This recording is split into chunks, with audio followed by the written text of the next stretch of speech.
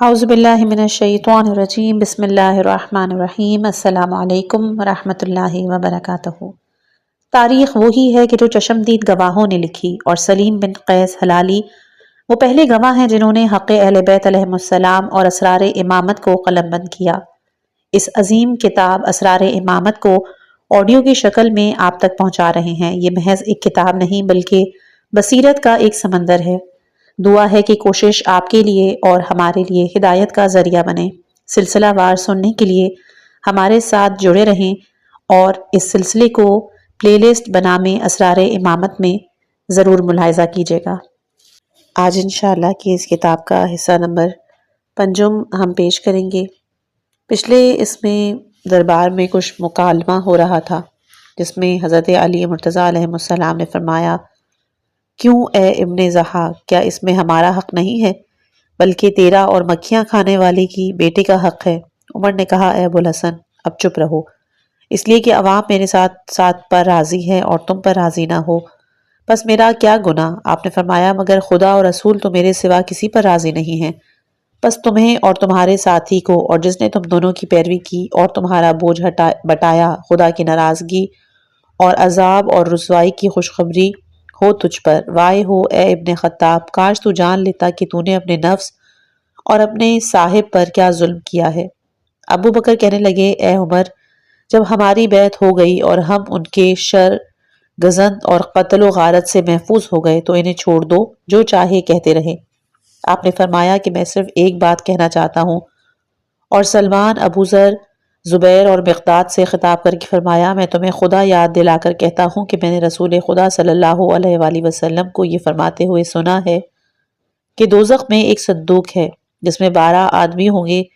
6 آدمی اولین میں سے اور 6 آخرین میں سے، قصر جہنم کے ایک کنویں میں ہوں گے۔ یہ مقفل صندوق کنویں میں ہوگا، اس کنویں کے منہ پر پتھر ہوگا۔ جب خدا چاہے گا دوزخ کو اور مشتعل اور گرم کرے تو پتھر کو ہٹا دے گا، اس کنویں کی گرمی سے دوزخ بھڑک اٹھے گا۔ میں نے رسول خدا صلی اللہ علیہ وآلہ وسلم سے دریافت کیا کہ آپ ان اولین سے واقف ہیں؟ فرمایا، ہاں۔ اولین میں سے ایک تو آدم کا بیٹا قابیل ہے جس نے اپنے بھائی حابیل کو قتل کر ڈالا، دوسرا فرعون، تیسرا نمرود جس نے رب کے بارے میں ابراہیم سے مباحثہ کیا تھا، اور 2 مرد بنی اسرائیل میں سے ہیں جنہوں نے ان کی کتاب بدل دی، ایک یہودی کا ہود ہے اور دوسرا نصرانیوں کا نصر، اور چھٹا ناقہ صالح کا پے کرنے والا، اور ایک یحییٰ بن زکریا کا قاتل ہے، اور آخرین میں دجال ہے۔ اور یہ 5 ہیں کہ جو صحیفہ اور تحریر والے اور تحریری معاہدہ کرنے والے ہیں امر خلافت پر، اور ان کے دو جبت و طاغوت ہیں جنہوں نے تیرے خلاف عہد کیا ہے اور تیری دشمنی کی گرہ باندھی ہے۔ اے میرے بھائی، وہ میرے بعد تجھ پر غلبہ حاصل کرنے کی کوشش کریں گے۔ یہ آپ نے ایک ایک کے نام بتائے اور شمار کر دیے۔ سلمان کہتے ہیں کہ میں نے عرض کی کہ آپ نے درست فرمایا ہے، ہم گواہی دیتے ہیں کہ ہم نے بھی رسول خدا صلی اللہ علیہ وآلہ وسلم سے یہ سنا ہے۔ عثمان نے کہا، اے ابو الحسن، آپ کے اور آپ کے ساتھیوں کے پاس میرے بارے میں کوئی حدیث تو نہیں ہے؟ آپ نے فرمایا کہ ہاں، میں نے رسول خدا کو سنا ہے کہ وہ تم پر لعنت کرتے تھے، لعنت کے بعد استغفار نہیں کیا۔ یہ سن کر عثمان کو غصہ آیا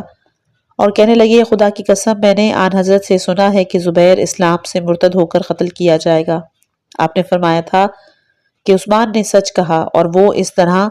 کہ وہ قتل عثمان کے بعد میری بیعت کرے گا، پھر میری بیعت توڑ دے گا، پس مرتد ہو کر قتل ہوگا۔ سلمان کہتے ہیں کہ علی مرتضیٰ علیہ السلام نے فرمایا کہ رسول خدا صلی اللہ علیہ وآلہ وسلم کے بعد سب لوگ مرتد ہو گئے سوائے 4 کے۔ آن حضرت کے بعد لوگ اس طرح ہو گئے جیسے ہارون اور ان کے تابع دار اور گوسالہ اور اس کے پرستار، پس علی ہارون کی مانند اور عتیق گوسالے کی مانند اور عمر سامری کی مانند۔ اور میں نے رسول خدا صلی اللہ علیہ وآلہ وسلم کو یہ فرماتے ہوئے سنا ہے کہ میرے اصحاب کے کچھ مشہور اور شاندار لوگ صراط پر سے گزرنے کے لیے آئیں گے، جب میں انہیں اور وہ مجھے دیکھیں گے اور پہچانیں گے تو وہ میرے سامنے لڑ پڑیں گے۔ میں کہوں گا، اے پالنے والے، یہ میرے اصحاب ہیں۔ مجھے جواب ملے گا، تمہیں معلوم نہیں کہ انہوں نے تمہارے بعد کیا ظلم ڈھائے ہیں؟ جب تم ان سے جدا ہوئے تو یہ پچھلے پیر واپس ہو گئے، پس میں کہوں گا یہ دور ہی رہیں۔ اور میں نے آن حضرت صلی اللہ علیہ وآلہ وسلم کو یہ فرماتے ہوئے سنا کہ میری امت بنی اسرائیل کی راہ پر اس طرح چلے گی جیسے نال کے برابر نال ہوتی ہے، اور قزہ قزہ سے، اور بالشت کے برابر بالشت، اور ہاتھ کے برابر ہاتھ، حتیٰ اگر بنی اسرائیل کسی سوراخ میں داخل ہوئے ہیں تو یہ بھی ان کے ساتھ داخل ہوں گے۔ قرآن اور تورات کو ایک ہی فرشتے نے ایک ہی کاغذ پر ایک ہی قلم سے لکھا ہے، اور مثالیں اور طریقے بھی ایک ہی سے ہیں۔ ابان ابن ابی عیاش نے سلیم سے سن کر بیان کیا ہے، وہ کہتے ہیں کہ میں نے سلمان فارسی کو یہ کہتے ہوئے سنا ہے کہ جب قیامت کا دن ہوگا تو شیطان کو آگ کی ایک رسی سے جکڑ کر لائیں گے، اور اس کو آگ کی دو رسیوں سے جکڑ کر لائیں گے۔ پس ابلیس فریاد کر کے کہے گا، تیری ماں تیرے باتم میں بیٹھے تو کون ہے؟ میں تو وہ ہوں جس نے تمام اگلے پچھلوں کو گمراہ کیا، میں تو ایک رسی سے باندھا گیا ہوں اور تجھے دو رسیوں سے باندھا گیا ہے۔ وہ جواب دے گا کہ میں وہ ہوں کہ تو نے جو حکم دیا میں نے اس پر عمل کیا، اور خدا نے جو حکم دیا اس کی نافرمانی کی۔ سلیم کہتے ہیں کہ مجھ سے ابو ذر، سلمان اور مقداد نے بیان کیا، پھر میں نے علی مرتضیٰ علیہ السلام سے بھی سنا کہ ایک شخص نے علی ابن ابی طالب علیہ السلام کے سامنے آخر فخر کیا۔ حضور نے علی مرتضیٰ سے فرمایا، اے علی، تم عرب پر فخر کرو کیونکہ تم ہر چچا زاد سے زیادہ بزرگ ترین باپ کے بیٹے، بہترین بھائی والے، بہترین ذات والے، بہترین نسب والے، بہترین زوجہ والے، بہترین اولاد والے،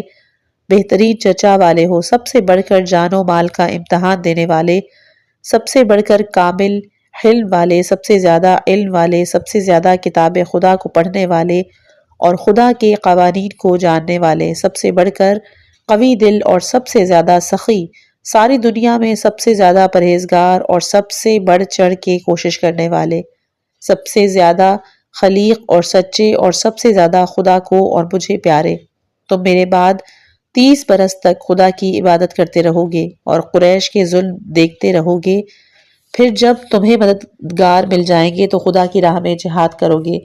تعویل قرآن پر ناقصین اور قاسطین و مارقین سے اس طرح جیسے تم نے تنزیل قرآن پر جہاد کیا تھا،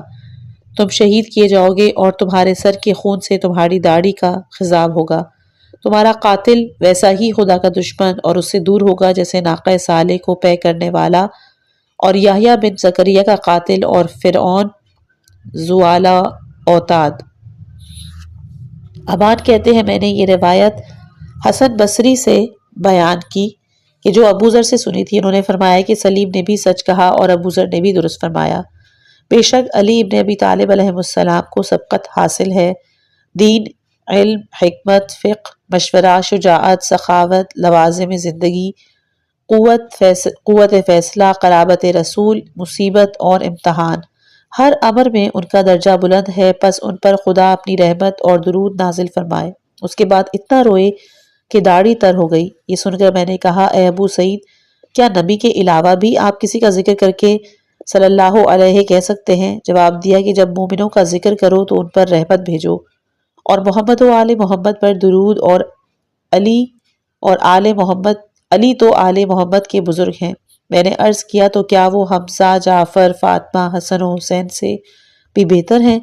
انہوں نے فرمایا، ہاں، خدا کی قسم وہ ان سب سے بہتر ہے۔ اور کون شک کر سکتا ہے کہ میں نے عرض کیا کیوں؟ انہوں نے فرمایا، اس لیے کہ ان پر نہ کوئی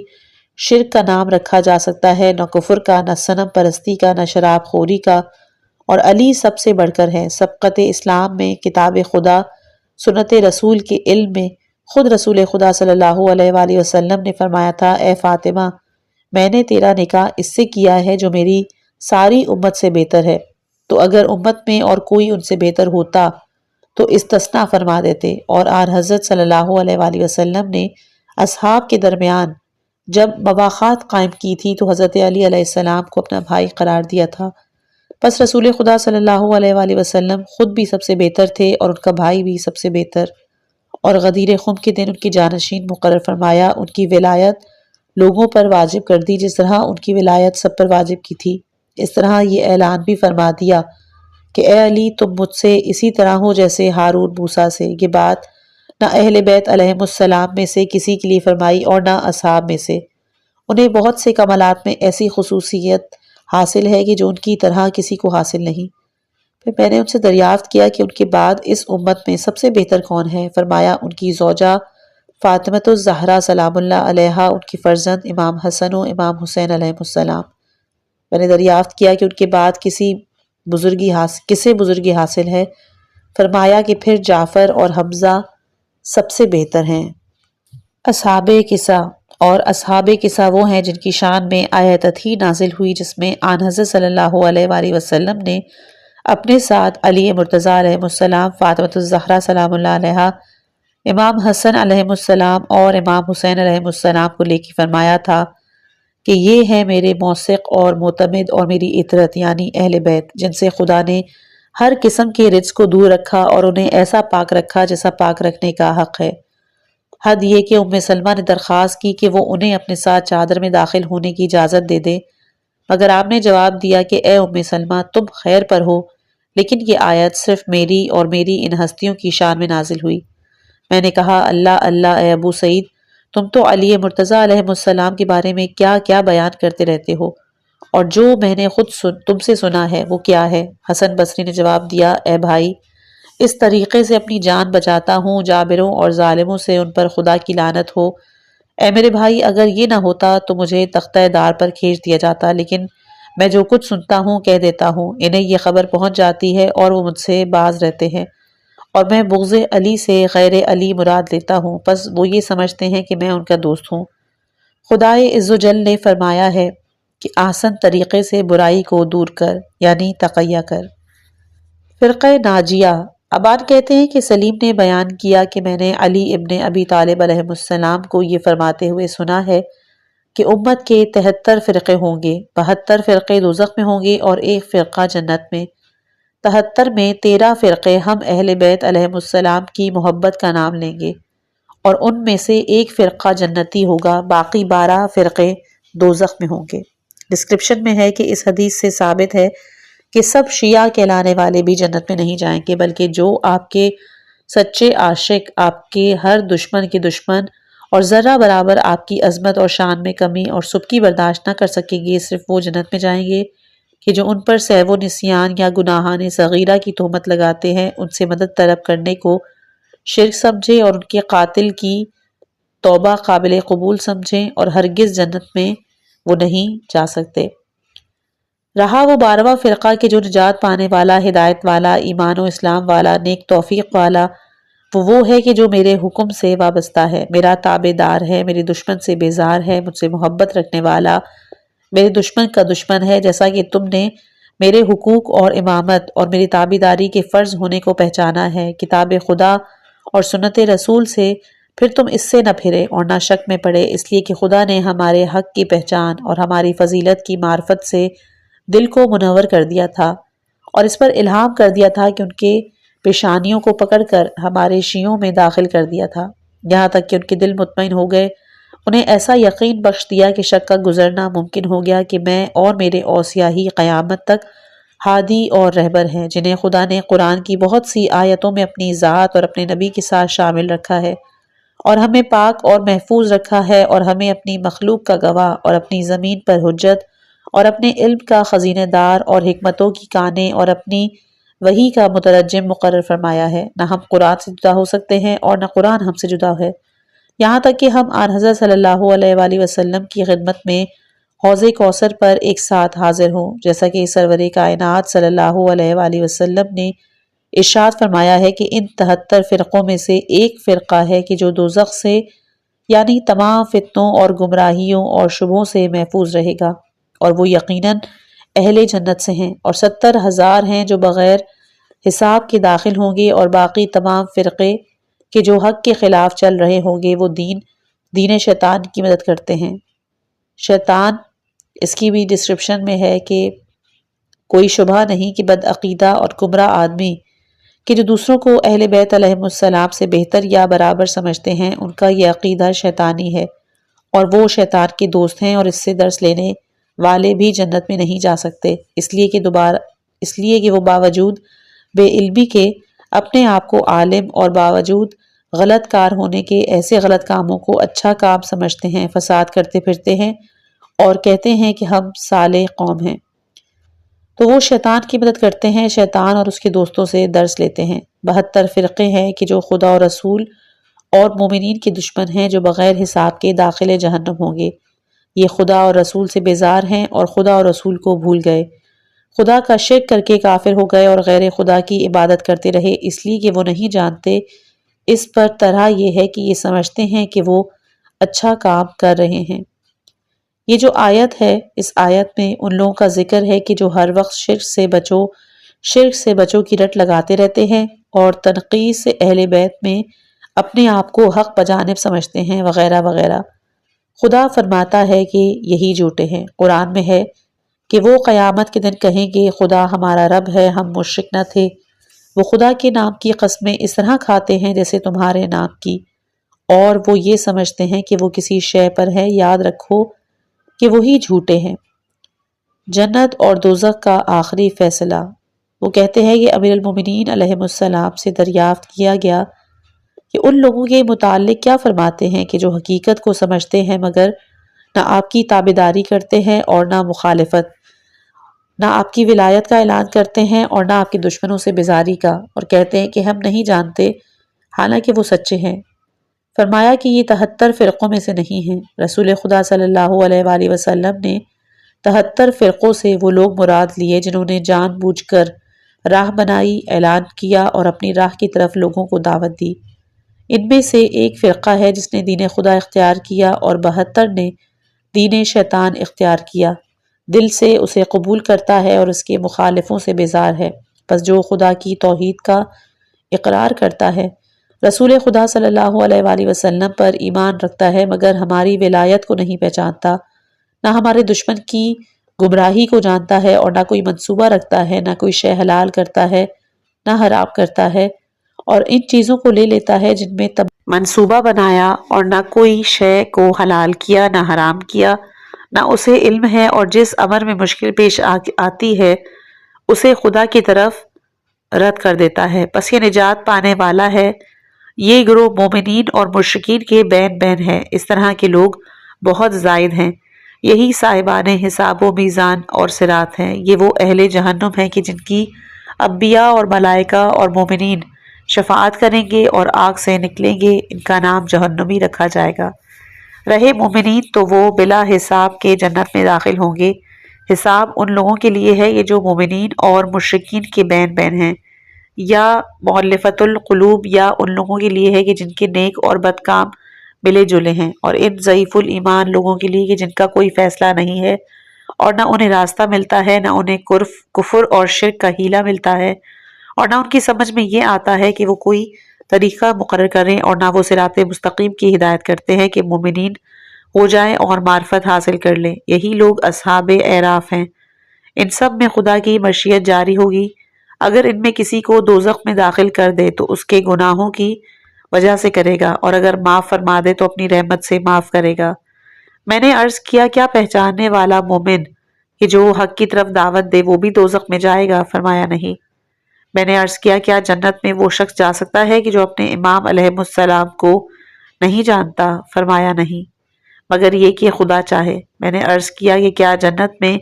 کافر یا مشرک جا سکتا ہے؟ فرمایا دوزخ میں نہیں داخل ہوگا مگر کافر، سوا اس کے کہ خدا چاہے۔ میں نے عرض کیا کیا وہ شخص کہ جو خدا سے اس حال میں ملاقات کر لے کہ وہ مومن ہو، اپنے امام سے واقف اور ان کا تابعدار ہو، کیا وہ ضرور جنت میں جائے گا؟ فرمایا ہاں، بشرطے کہ وہ موت کے وقت مومن ہو، اور وہ لوگوں میں سے ہے جن کے بارے میں خداوند عالم نے فرمایا کہ جو لوگ ایمان لائے انہوں نے نیک کام کیے، جو لوگ ایمان لائے اور پرہیز کرتے رہے، جو لوگ ایمان لائے اور انہوں نے اپنے ایمان کے ظلم سے آمیزش نہیں کی۔ میں نے عرض کیا کہ جو شخص گناہان کبیرہ کرے، اپنے خدا سے ملاقات کرے، اس کے لیے کیا حکم ہے؟ فرمایا وہ خدا کی مشیت پر موقوف ہے، اگر عذاب کرے تو اس کے گناہ کے باعث کرے گا، اور اگر معاف کر دے تو اس کی رحمت ہے۔ میں نے عرض کیا کہ کیا مومن ہوتے ہوئے وہ اسے دوزخ میں ڈال دے گا؟ فرمایا ہاں، اپنے گناہ کے باعث، اس لیے کہ وہ ان مومنوں میں سے نہیں ہے کہ جن کا خدا نے اپنے آپ کو ولی قرار دیا۔ خدا نے اپنے آپ کو جن مومنوں کا ولی قرار دیا اور جنہیں خوف اور حزن نہیں ہوگا، وہ مومن ہیں کہ جو خوف خدا رکھتے ہیں اور نیک کام کرتے ہیں اور اپنے ایمان کی ظلم سے آمیزش نہیں کرتے۔ میں نے عرض کی اے امیر المومنین ایمان کیا ہے اور اسلام کیا ہے؟ فرمایا ایمان معرفت کا اعتراف ہے، اسلام وہ ہے جس کا تم نے اقرار کیا ہے، اور یا اوصیاء کے آگے سر خم کرنا اور ان کی تابعداری ہے۔ ایک دوسری روایت میں ہے کہ اسلام یہ ہے کہ اقرار کر لو۔ میں نے عرض کیا کیا ایمان وہ اقرار ہے کہ جو معرفت کے بعد ہو؟ فرمایا جسے خدا اپنی ذات اور نبی اور امام کی معرفت کروائے پھر وہ ان کی اطاعت کا اقرار کرے وہ مومن ہے۔ میں نے عرض کیا کیا معرفت خدا کی جانب سے اور اقرار بندے کی طرف سے ہے؟ فرمایا معرفت خدا کی طرف سے دعوت اور حجت ہے، اور اقرار خدا کی طرف سے یہ ہے کہ بندہ خدا کی توفیق سے قبول کر لے۔ دل میں معرفت ڈالنا خدا کا کام ہے اور اقرار کرنا دل کا کام ہے۔ خدا کی توفیق حفاظت رحمت ہے، پس جسے خدا عارف نہ بنائے اس پر حجت نہیں ہے، اس کا قصور نہیں ہے، اور اسے چاہیے کہ ٹھہر جائے اور جو نہیں جانتا اس سے باز رہے۔ خدا جہالت کی وجہ سے اس پر عذاب نہیں کرے گا، کیونکہ خدا اس کے نیک کام پر اس کی تعریف کرتا ہے اور برے کام پر عذاب کرتا ہے، کیونکہ وہ تابع داری بھی کر سکتا ہے نافرمانی بھی۔ معرفت پر خود قادر نہیں، جہالت پر قادر ہے۔ یہ وہ مقامات ہیں کہ ان میں کوئی بات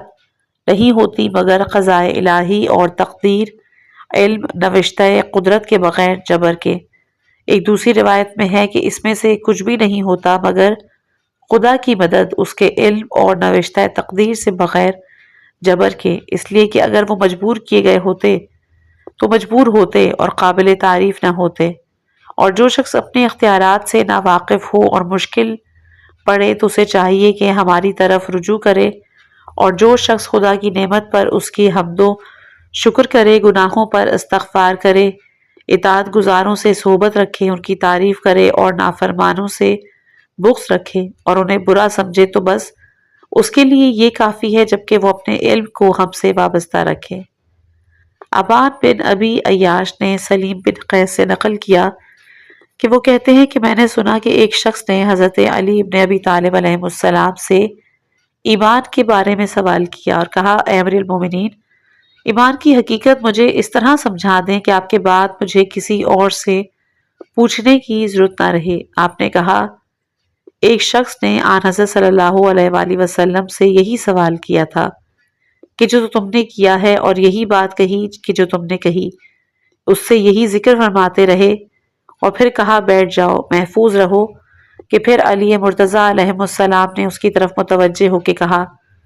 تمہیں نہیں معلوم کہ جبرائیل امین نے آن حضرت کی خدمت میں آدمی کی صورت میں نازل ہو کر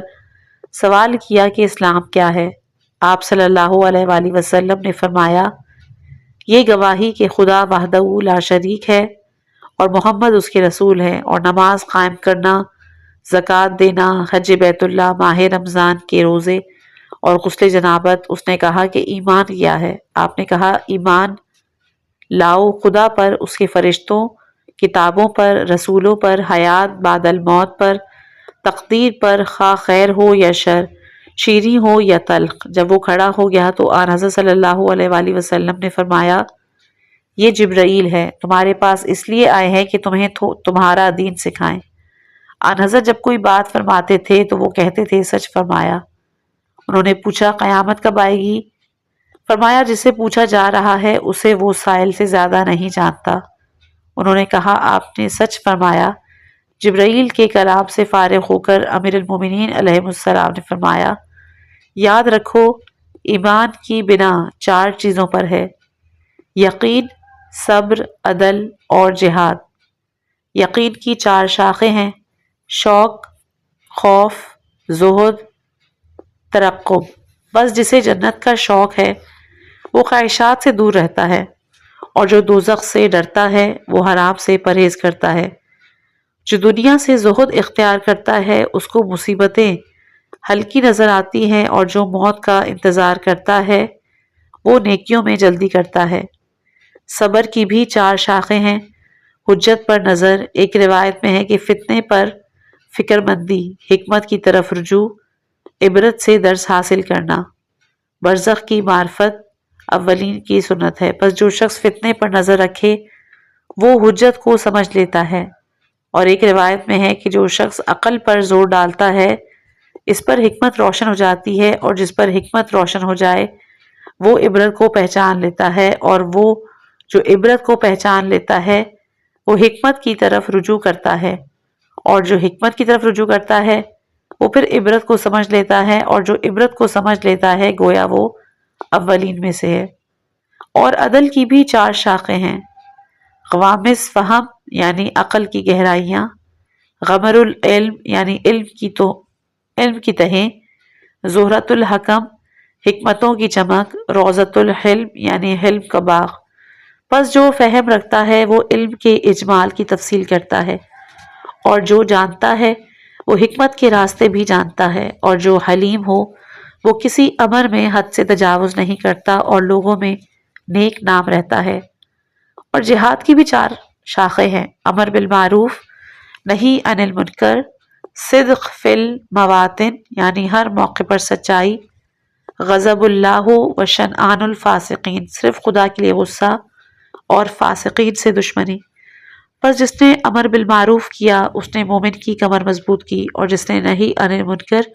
اس نے فاسق کی ناک رگڑ دی، اور جو سچ بولا اس نے اپنا فرض ادا کیا، اور جس نے فاسقوں کو برا سمجھا اور خدا کے لیے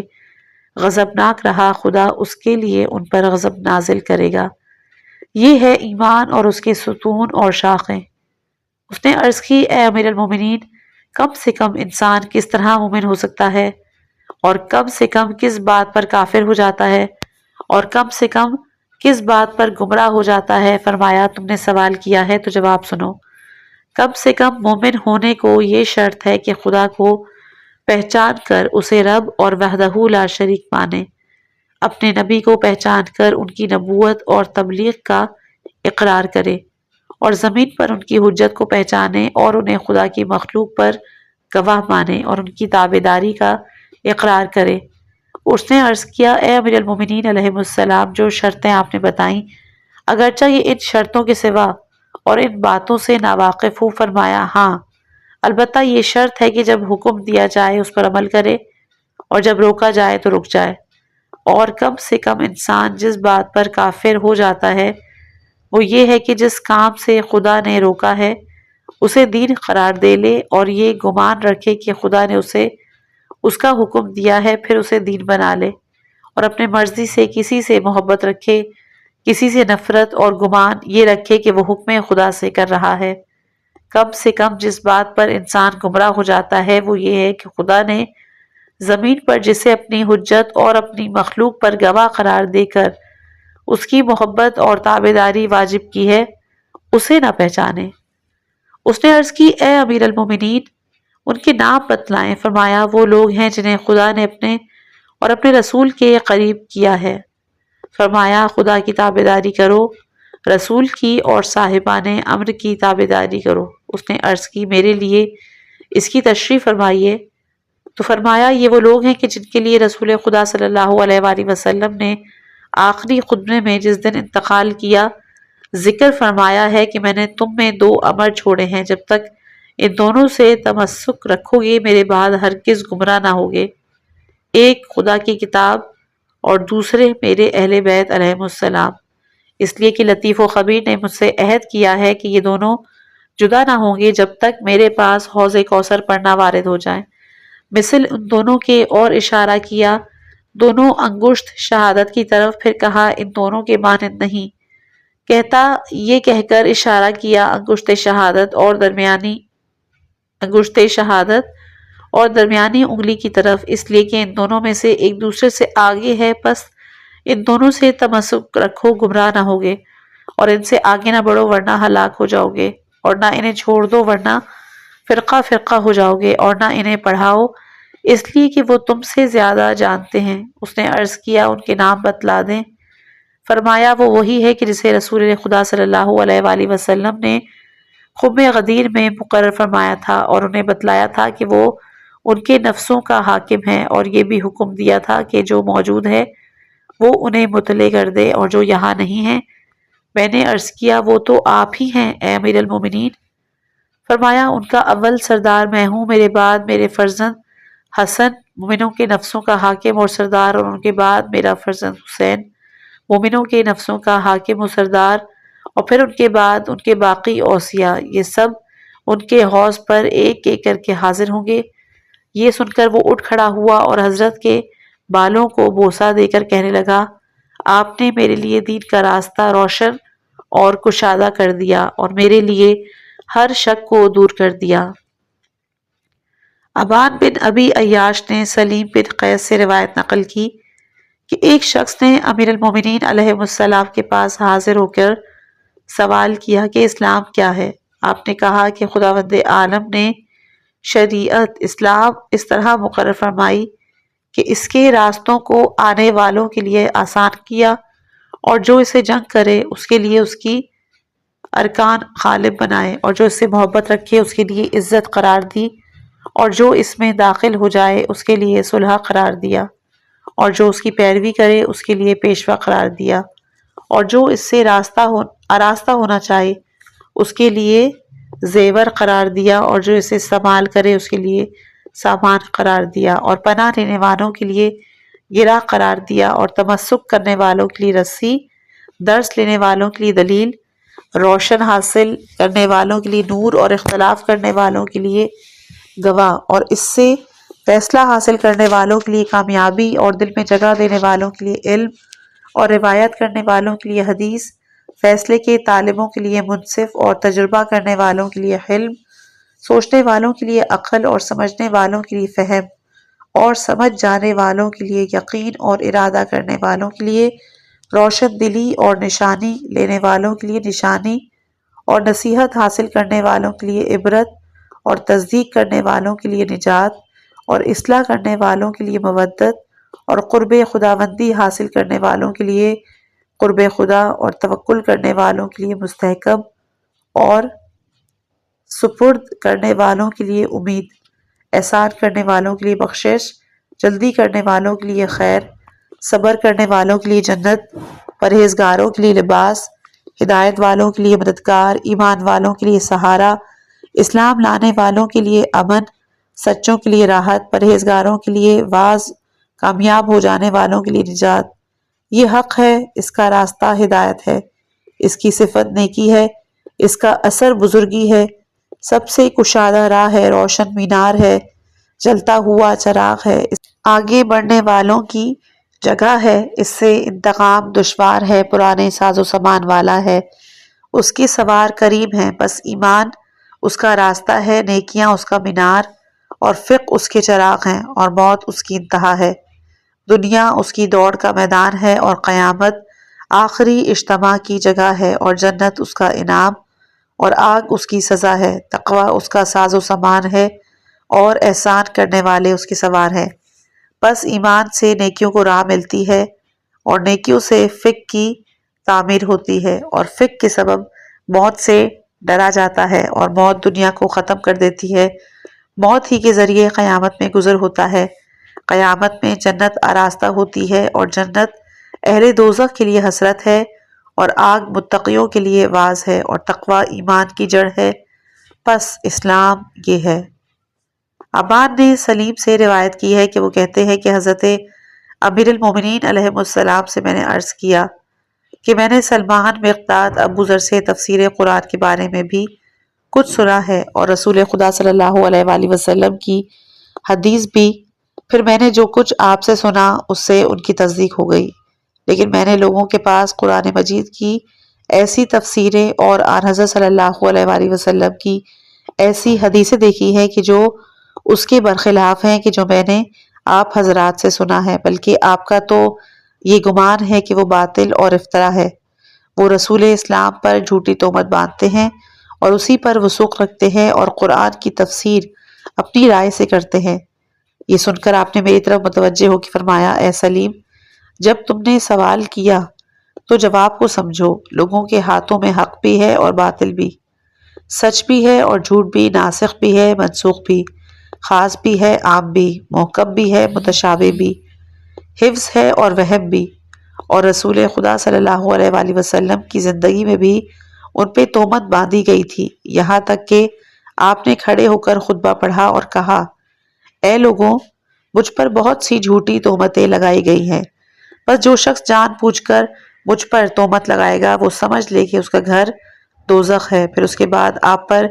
جھوٹی تہمتیں اس وقت لگائی گئی کہ جب اس نبی رحمت صلی اللہ علیہ وآلہ وسلم نے رحلت فرمائی، اور آج روایت بیان کرنے والے 4 قسم کے لوگ ہیں جن کا 5واں نہیں ہے۔ پہلا، منافق کہ جو ایمان ظاہر کرتا ہے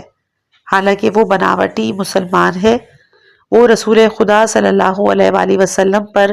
عمدن تہمت باندھنے کو نہ حرام سمجھتا ہے نہ گناہ۔ بس اگر مسلمان جان لیں کہ وہ منافق اور جھوٹا ہے تو نہ اس کی بات قبول کریں اور نہ تصدیق کریں، لیکن وہ تو یہ کہتے ہیں کہ یہ رسول خدا صلی اللہ علیہ وآلہ وسلم کا صحابی ہے، اس نے ان کی زیارت کی ہے اور ان سے سنا ہے، اور یہ نہ جھوٹ بولتا ہے نہ جھوٹ کو حلال جانتا ہے، حالانکہ خداوند عالم نے منافقین کی خبر دی ہے، اور جو دی ہے ان کی صفتیں بیان کی ہیں، جو کی ہیں جیسا کہ اس نے فرمایا،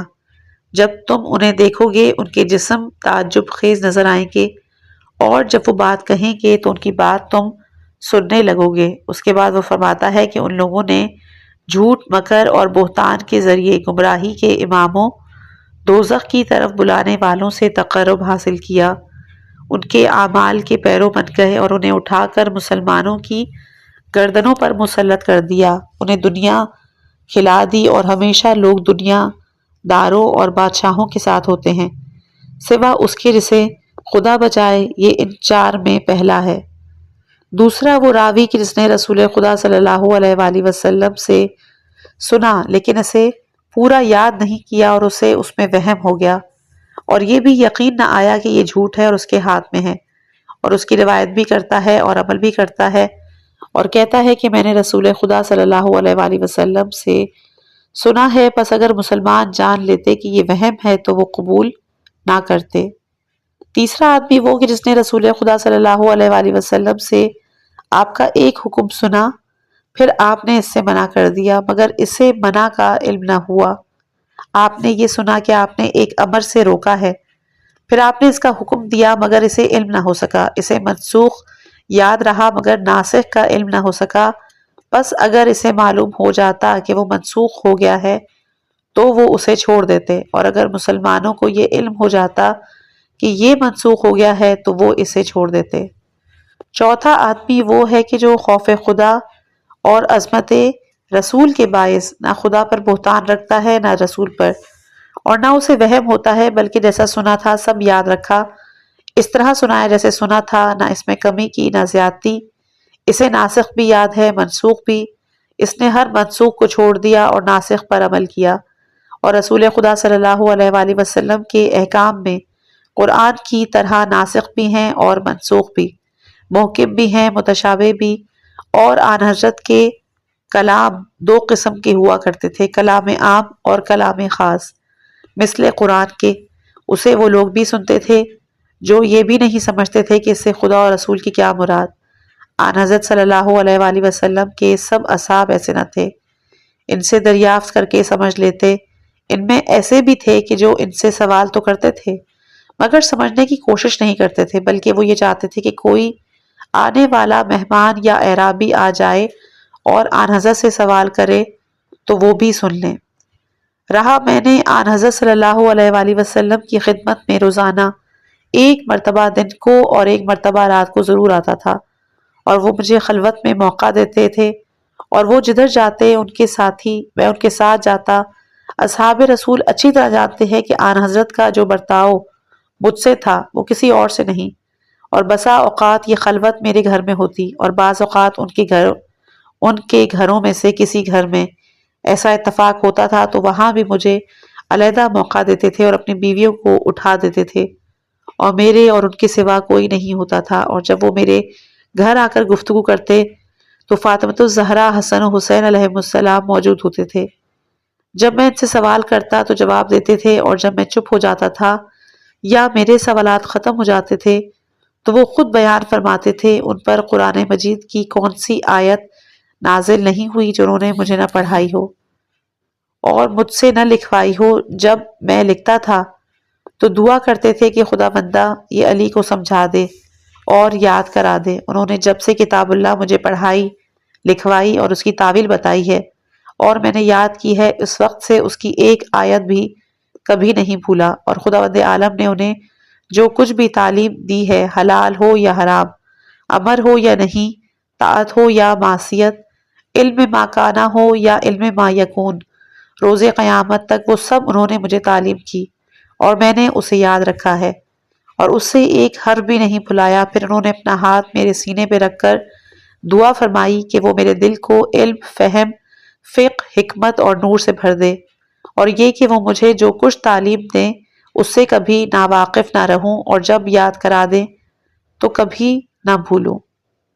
ایک دن میں نے آن حضرت صلی اللہ علیہ وآلہ وسلم کی خدمت میں عرض کیا، یا رسول اللہ، آپ نے جب سے دعوت اسلام شروع کی ہے اس وقت سے آج تک آپ نے مجھے جو بھی تعلیم دیا میں نے اسے کبھی نہیں بلایا، پھر مجھ سے کیوں لکھواتے ہیں؟ فرماتے ہیں کہ لکھتے رہو، کیا آپ کو یہ اندیشہ ہے کہ میں بھول جاؤں گا؟ فرمایا نہیں میرے بھائی، مجھے تم سے نہ جاننے یا بھولنے کا اندیشہ نہیں، بات یہ ہے کہ خداوند عالم نے مجھے خبر دی ہے کہ اس نے تمہارے اور تمہارے شرکاء کے لیے جو تمہارے بعد ہوں گے میری دعا قبول فرمائی ہے۔ میں نے عرض کیا، اے خدا کے نبی، میرے شرکاء کون ہیں؟ فرمایا وہ لوگ ہیں کہ جنہیں خدا اپنے اور میرے ساتھ شامل کر کے حکم دیا ہے، اے ایمان والوں، تابعداری کرو، خدا کی تابعداری کرو، رسول کی اور ان کی کہ جو تم میں میرے امر والے ہیں۔ اگر تمہیں نزاع کا خوف ہو تو خدا اور رسول اور صاحبان امر کی طرف رجوع کرو۔ میں نے عرض کی، اے خدا کے نبی، وہ کون ہیں؟ فرمایا وہ میرے اوصیاء ہیں، یہاں تک کہ میرے حوض پر وارد ہو، وہ سب ہادی اور مہتدی ہیں، انہیں کسی مکار کا مکر اور انحراف کرنے والوں کی روگردانی نقصان نہیں پہنچا سکتی۔ وہ قرآن کے ساتھ ہیں اور قرآن ان کے ساتھ ہے، وہ کبھی قرآن سے جدا نہیں ہو سکتے اور نہ قرآن ان سے جدا ہو سکتا ہے۔ انہی کے ذریعے خدا میری امت کی مدد کرے گا اور انہی کے ذریعے ان پر بارش ہوگی، اور انہی کی مقبول دعاؤں کی بدولت وہ شر سے محفوظ رہیں گے۔ میں نے عرض کی، یا رسول اللہ، ان کے نام بتلائیں۔ آپ نے امام حسن علیہ السلام کے سر پر ہاتھ رکھ کے فرمایا، یہ میرا فرزند۔ پھر امام حسین علیہ السلام کے سر پہ ہاتھ رکھ کر فرمایا، میرا یہ فرزند۔ پھر ان کے فرزند علی کہ جو میرے علوم کا معدن اور وحی خدا کا خزانہ ہوگا، اور اے میرے۔ پھر امام حسین علیہ السلام کی طرف متوجہ ہو کے فرمایا کہ تمہارے فرزند کا فرزند محمد باقر تمہاری زندگی میں پیدا ہوگا، اسے میرا سلام پہنچا دینا۔ پھر تمہاری اولاد میں 12 امام پورے ہوں گے۔ میں نے عرض کیا، ان کے نام فرمائیں۔ آپ نے ایک کا نام بتلایا، خدا کی قسم اے بنی حلال۔ سلیم بن قیس کو خطاب فرمایا ہے کیونکہ وہ بنی حلال قبیلے سے تعلق رکھتے تھے۔ کہا، خدا کی قسم اے بنی حلال، اس امت کا مہدی زمین کو اس طرح عدل و انصاف سے بھر دے گا جیسے وہ ظلم و جور سے پر ہوگی۔ خدا کی قسم میں ان سب کو پہچانتا ہوں جو ان کی بیعت کریں گے رکن و مقام کے درمیان، اور میں ان کے نام بھی جانتا ہوں اور قبیلے بھی۔ سلیم کہتے ہیں کہ پھر میں نے حضرت امیر المومنین علیہ السلام کی شہادت کے بعد امام حسن و امام حسین علیہ السلام سے ملاقات کی، انہیں یہ حدیث سنائی۔ انہوں نے فرمایا، تم نے سچ کہا ہے، واقعاً ہمارے سامنے ہمارے والد نے یہ فرمایا ہے اور ہم نے رسول خدا صلی اللہ علیہ وآلہ وسلم سے بھی سن کر اسے یاد رکھا ہے، اس طرح جس طرح پدر بزرگوار نے تم سے بیان کیا ہے، نہ اس سے کچھ کم ہے نہ زیادہ۔ سلیم کہتے ہیں پھر میں نے امام زین العابدین علیہ السلام سے اس وقت ملاقات کی کہ جب ان کے فرزند امام محمد باقر علیہ السلام موجود تھے۔ میں نے ان سے حضرت امیر المومنین علیہ السلام اور امام حسن و امام حسین علیہ السلام کا ارشاد نقل کیا۔ فرمایا کہ مجھ سے بھی امیر المومنین علیہ السلام نے حالت مرض میں فرمایا تھا کہ جب میں کم سن تھا، پھر امام محمد باقر علیہ السلام نے فرمایا کہ مجھ سے میرے جد امام حسین علیہ السلام نے اپنے جد رسول خدا صلی اللہ علیہ وآلہ وسلم سے نقل کر کے فرمایا تھا جبکہ وہ بیمار تھے۔ ابان کہتے ہیں کہ میں نے بھی سلیم کی یہ روایت امام زین العابدین علیہ السلام سے بیان کی۔ فرمایا کہ سلیم نے سچ کہا ہے، اور جابر بن عبداللہ انصاری بھی میرے فرزند امام محمد باقر علیہ السلام کے بچپن میں ان کے پاس آئے تھے، انہیں بوسہ دے کر رسول خدا کا سلام انہیں پہنچایا تھا۔ ابان کہتے ہیں میں حج پر گیا تو امام محمد باقر علیہ السلام کی خدمت میں حاضر ہو کر یہ حدیث انہیں سنائی اور کوئی حرف نہیں چھوڑا۔ تو ان کی آنکھوں میں آنسو آ گئے اور فرمایا کہ سلیم نے سچ کہا۔ وہ میرے بعد جب مظلوم امام حسین علیہ السلام کی شہادت کے بعد میرے پاس آئے تھے، میں اپنے والد کے پاس بیٹھا تھا، انہوں نے بینہ یہی حدیث بیان کی اور میرے والد نے فرمایا سچ ہے، بے شک یہ حدیث میرے باپ نے تم سے بیان کی ہے، امیر المومنین کی جانب سے، اور اس کی گواہ ہے۔ پھر دونوں نے وہی کچھ بیان کیا کہ جو رسول خدا صلی اللہ علیہ وآلہ وسلم سے سنا تھا۔ اہل بیت علیہم السلام، اہل بیت رسول پر مظالم۔ انشاءاللہ کہ یہ والا حصہ اپنی آنے والی اگلی آڈیو میں پیش کروں گی۔ اگر کہیں پر آپ کو اس آڈیو میں ڈسٹربنس محسوس ہوئی ہو تو میں معذرت چاہتی ہوں، الفاظ کی میری زبان کی لکنت کی وجہ سے کہیں پر ڈسٹربنس کی ہو میں نے، اس کی وجہ سے بھی آپ۔ سامعین محترم، کتاب کا یہ حصہ یہاں اختتام پذیر ہوتا ہے۔ آئیے اس علمی نشست کا اختتام دعا پہ کرتے ہیں۔ بار الہا ہمیں قرآن اور اطرت کے دامن سے وابستہ رکھ، ہمیں ان فتنوں سے محفوظ رکھ کے جو صراط مستقیم سے بھٹکا دیتے ہیں۔ اس کوشش کو اپنی بارگاہ میں قبول فرما اور اس کے مرتب کرنے والے اور ترجمہ کرنے والے مرزا یوسف حسین لکھنوی کے درجات بلند فرما۔ آمین۔ اگلے باب کے ساتھ بہت جلد حاضر ہوں گے۔ اپنا بہت خیال رکھیے گا۔ والسلام علیکم ورحمۃ اللہ وبرکاتہ۔